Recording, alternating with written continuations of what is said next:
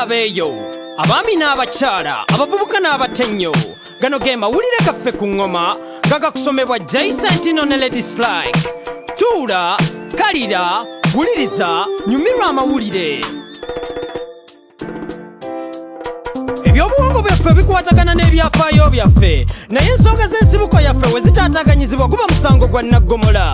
Era okukuuma ebyobuwangwa kya mugaso nnyo mu buli nsi. Wiiki ewedde Fakir Almadi yavunaanibwa omusango gw'okwonoona ebyafaayo bya Timbuktu, era omulamuzi n'amukaliga emyaka 9 ng'ali mu mbuzi ekogga olw'okwonoona muzeeriya mu 9. Madi yali mumu eno Taji Insurgency nga kino kyaleeta enyiike mu mambuka ga Mali. Ono yayokya amasaba amakadde ddala okuva mu kyasa kya 16 awamu ne ssettendekero eyasookera ddala mu Afirika. Bano abajihadi abakulirwa Madi bagamba baali basaanyawo enkola y'obuyisiraamu enkadde ng'era bo bakkiririza mirembe gye basanze mu busuufi.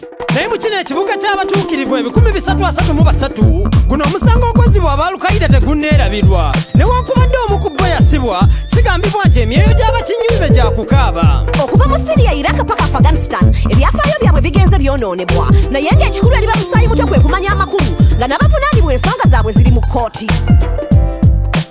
Ensi ya Democratic Republic of Congo tekyusangako gavumenti mu mirembe okuva bwe yafuna obwetwaze, era n'okulonda okubadde okw'okubaawo mu guno omwaka kwandibanga kwayise. Nga kino kyava ku kakiiko ka Congo ak'ebyokulonda okusaba ebyokulonda okwongezebwayo, kubanga abalonzi abasinga tebanneewandiisa. Ebikumi by'abantu byayiwa ku nguudo mu mbeera y'okwekalakaasa, nga bano bagamba luno olukwe lwa President Joseph Kabila olw'okwagala okulemera mu bufuzi nga yeekwasa. Era amaduuka ne sitenseni za poliisi zaanyagibwa, n'abapoliisi abawera 6 ne balusuulamu akaba. Ekitebe ky'abalonda oludda oluvuganya nakyo tekyalutonda mu nkola ey'okwesasuza.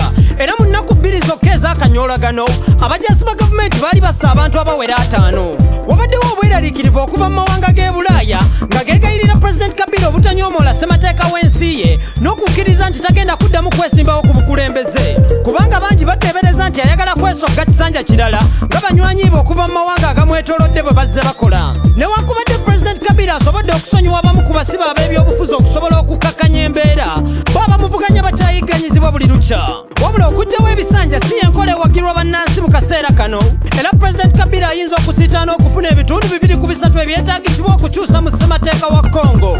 Naye ensi za Bulaaya tezaagala kutaataaganya Kabila kubanga zikyamwetaaga, ng'ebyenfuna byazo bikyesigamye ku bugagga bwa Congo obw'omu ttaka. Ebyo nga bikyali awo, akakiiko ka Congo ak'ebyokulonda kagamba nti kajja kwetaaga obudde mpaka omwezi gwa Julayi omwaka ogujja okusobola okuwandiisa abalonzi obukadde 31 ku nsi ezikyasinze enguudo embi mu nsi yonna. Mu kaco kano Dangote ayogeza abantu obwama mu Nigeria. Omusasi waffe MC Loy katuwa ebisingawo. Kampuni eya Dangote yesinga obunene mu buvanjuba bwa Ssemazinga Africa ku ssaawa ya leero, ng'ewamu eddukanya kampuni 13 nga kw'otadde n'amakolero. Kampuni eno eri mu nsi 13 ku Ssemazinga Africa, nga ye kampuni ya Nigeria yokka ku lukalala lwa Forbes olwa kampuni ez'omulembe ezisinga. Kampuni eno yatandikibwawo omwami Aliko Dangote mu mwaka gwa 1977 mu Nigeria, nga kojjawe Sani Dangote amaze kumuwola emitwalo 5 egya naira. Mwami Dangote yatandika n'okusuubula ebyamaguzi okugeza nga butto, omuceere, engoye, obulu n'essukaali. Ebitala byata mwami Dangote lwe yafunira layisinsi ez'okusuubula ebyamaguzi ebirala n'ezigoberera okuva mu gavumenti. Enteekateeka ze ez'okusaasaanya ebyamaguzi zaali zisinga ku z'abali bamuvuganya, naye nga wayisa akabanga n'atandikawo amakolero g'ebyamaguzi bye yali asuubula. Kati ebitundu 7 ku buli 100 ebya ssukaali mu Nigeria biva mu kkolero lya Dangote, nga lye lisinga okusaasaanya ssukaali mu makolero ga soda, emigaati n'omwenge, era lye likyasinga obunene mu Africa, ate nga mu nsi yonna likwata kifo kya 3, ng'ayongereza ku makolero agakola emmere ne seminti, eby'entambula, banka, amayumba n'amafuta. Byonna mwami Dangote abisizeemu ensimbi, era yegasse ne ku bizinensi y'ebyempuliziganya mu Nigeria, nga kati azimba kilomita 1,400 eza waya z'empuliziganya eza fiber optics okwetooloola eggwanga. Mwami Dangote kati essira alitadde ku ttiimu y'akapiira eya Bungereza eya Arsenal the Gunners, era agamba abadde muwagizi wa ttiimu eno lugulwe okuva mu 1980. Aliko Dangote kati ye kaddugala asinga obugagga ku Ssemazinga Africa, naye nga mu bagagga mu kika mwasibuka tali yekka, kubanga ne jjajjaawe Alhaji Alhassan Dantata naye yaliko omusajja asinga obugagga ku Ssemazinga Africa. Sigadde nze MC Loy nga mbaweereza ku Newsbeat. Weebale nnyo MC Loy, naako gatutuusaako.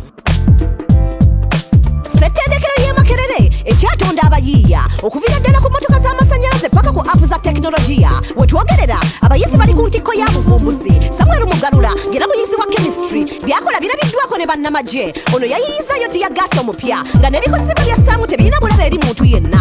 Ku baakozesa sukaali, amazzi ne food kala, abamu bagamba tiyaggaasi akozesebwa poliisi wa bulabe eri obulamu bw'omuntu. Naye olw'obuvumbuzi bwa Mugalula kino kyanditukolera. Omuyizi omwasoma ne Mugalula agamba Mugalula akolayo ne bubbomu obw'omukka mbu naye tannabumaliriza olw'obutaba na busobozi bumala.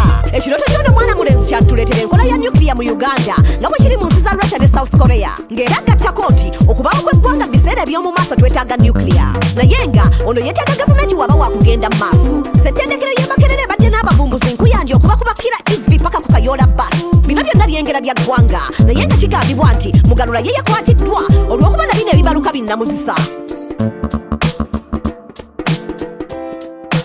Ago ge gabadde amawulire gaffe ku ngoma, n'olulala tuula owuliriza amawulire amalala agokya. Sigadde nze Jay Sentino ne Lady Slike. Gano ge mawulire ku ngoma, wulira amawulire. Tuula, kalira, wuliriza, goberera okuva mu studio mpaka ku street ge mawulire.